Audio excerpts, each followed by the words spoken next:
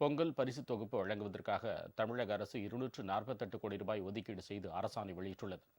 அதில் ரொக்க பணம் வழங்குவது பற்றி குறிப்பிடப்படவில்லை என்பதால் பணம் வழங்கப்படுமா என்ற சந்தேகம் எழுந்திருக்கிறது. தமிழகம் முழுவதும் பொங்கல் பண்டிகையை முன்னிட்டு 2,22,72,2,000 ரேஷன் அட்டைதாரர்களுக்கு பொங்கல் பரிசு தொகுப்பு வழங்கப்பட இருக்கிறது.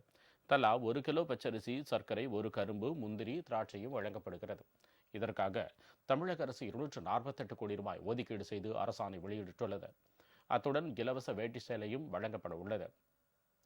2021ஆம் ஆண்டு அதிமுக ஆட்சி காலத்தில் தேர்தலுக்கு முந்தைய பொங்கல் பண்டிகையின் போது 2,500 ரூபாய் வழங்கப்பட்டது. எனவே திமுக ஆட்சியில் அதனை விட கூடுதலாக கிடைக்கும் என்று மக்கள் நம்புகின்றனர். எனினும் அது குறித்து அரசாணையில் எதுவும் தெரிவிக்கப்படவில்லை. இந்நிலையில் வீடு வீடாக டோக்கன்களை விநியோகித்து ஒவ்வொரு நாளும் குறிப்பிட்ட எண்ணிக்கையிலான டோக்கன்களுக்கு பொங்கல் பரிசு தொகுப்பு வழங்க முடிவு செய்யப்பட்டுள்ளது. இதற்காக டோக்கன் அச்சிடும் பணிகளை வெள்ளிக்கிழமைக்குள் முடிக்க கூட்டுறவுத்துறை உத்தரவிட்டுள்ளது. பொங்கல் பரிசு தொகுப்புடன் ரொக்க பணம் எவ்வளவு என்ற அறிவிப்பு இனி வரும் நாட்களில் வெளியாகும் என்றும் எதிர்பார்க்கப்படுகிறது.